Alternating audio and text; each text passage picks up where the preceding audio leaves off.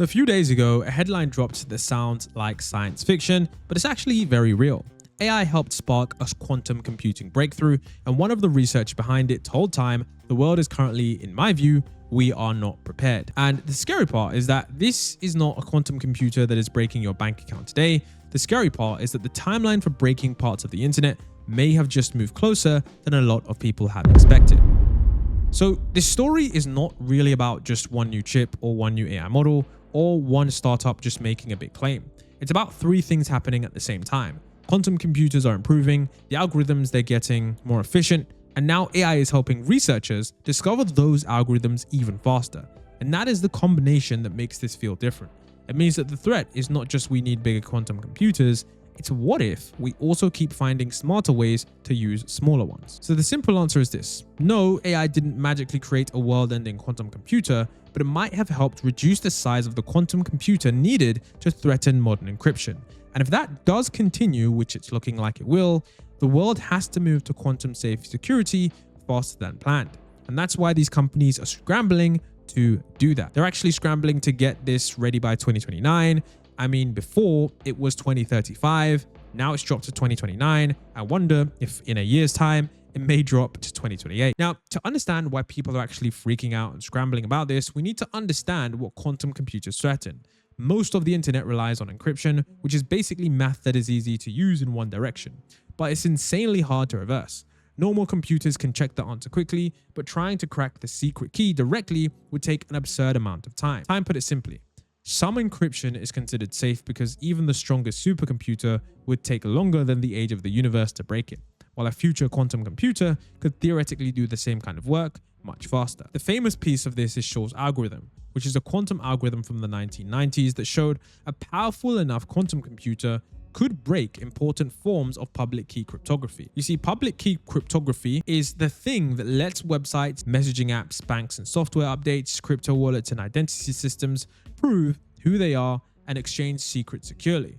So when people say quantum computers could break encryption, they do not mean every password instantly disappears. They mean some of the mathematical locks that hold the modern internet together could stop being trustworthy. For years, the comforting answer was yes, this is a real threat, but the machines needed are probably huge, expensive, and far away. Today's quantum computers are still too small and too error-prone to break the internet. But the problem is that too small is a moving target. If researchers keep reducing the number of qubits needed, then the dangerous machine does not have to be as big as we thought, and that exactly is what's happening now. That's what this new wave of research is suggesting. This part of the video is sponsored by Unity. Unity AI have actually made it much more easier to get into video game development with their tool that allows anyone to prompt in natural language and go from an idea to working game mechanics, scripts, assets, and scenes inside of Unity. So you can ask it to do something practical like using the Cliff prefabs already available, and it can start turning that instruction into something usable inside of the editor.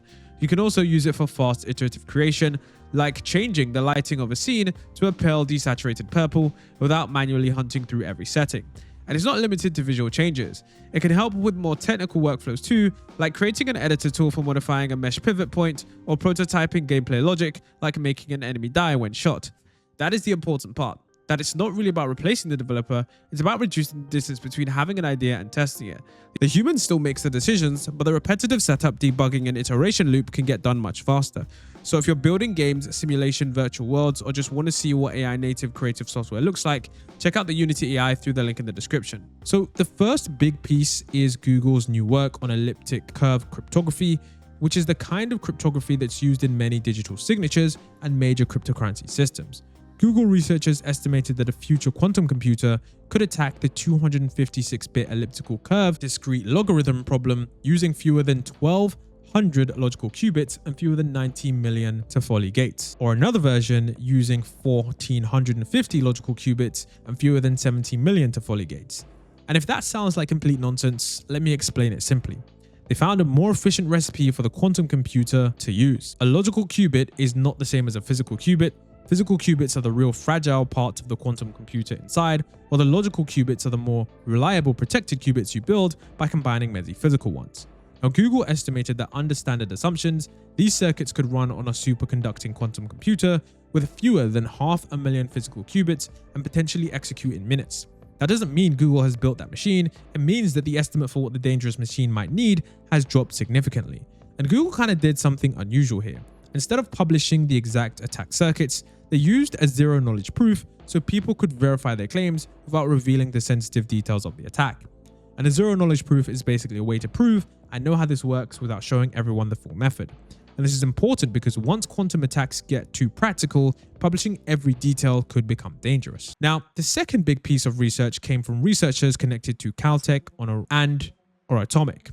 And this is where the headline gets even crazier.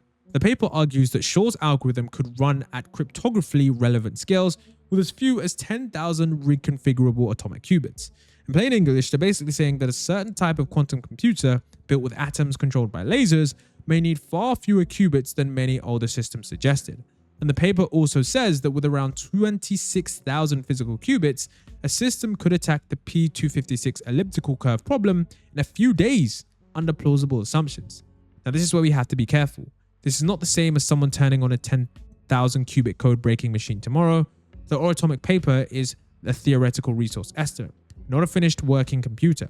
And Time reported that the paper has not yet been peer-reviewed, with Princeton's Jeff Thompson warning that many assumptions were untested and that it is very easy to shrink a computer on paper if you assume better qubits. So the honest version is not yet proven, not deployed, but it certainly does bring cause for concern. And here's the thing, okay? AI helped. Time reported that the AI was instrumental in developing the Atomics team's algorithm. And the guy, one of the authors, said that there's no question we used AI to accelerate this development. And another author said that they used OpenEvolve, an open source tool that uses large language model to optimize algorithms through a process similar to natural selection. So instead of a human trying a handful of ideas, the AI could help search through thousands of possibilities. And I mean, this matters because the team's early algorithms were reportedly about 1,000 times worse, and they said plainly that this whole thing would not work before the AI-assisted improvements. Time also reported that the AI combined past scientific results in a novel way across niche subfields of quantum computing, and that the suggestions improve some of the paper's most important algorithms. This is the part that should make everyone sit up. AI isn't just writing your emails anymore, it's starting to help scientific. John Preskill, one of the authors and one of the most respected names in quantum computing, told Time he was surprised by just how much they reduced the qubit count. But he also made an important point. Humans were still driving the research by asking the right questions and guiding the AI towards the useful answers. And that is the real story, not AI replaced scientists, more like AI gave the scientists a way to search through weird, technical, almost an impossible idea space. Now, and when you think about the idea space, and when that idea space is quantum computing, the consequences are not just academic. Cloudflare, one of the companies that helped secure massive chunks of the internet, announced that it's targeting 2029 to be fully post-quantum secure, including the post-quantum authentication.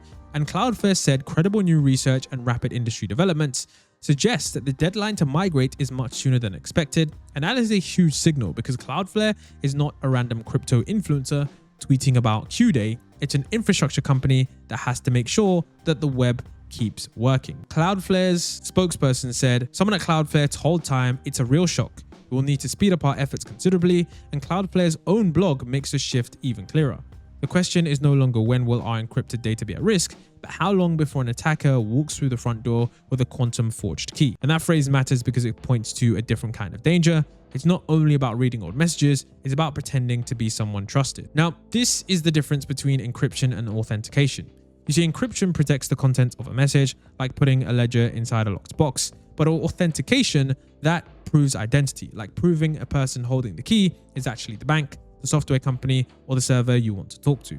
Cloudflare says that post-quantum authentication is a top priority because long-lived keys like root certificates, API authentication keys, and code signing certificates could become high-value targets for future quantum attackers.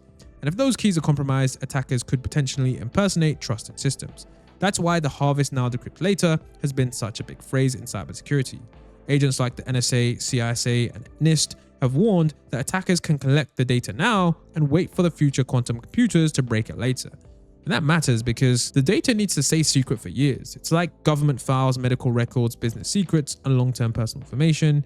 Even if the quantum computer doesn't exist today, the stealing can start today. Now, the good news is that NIST isn't completely asleep.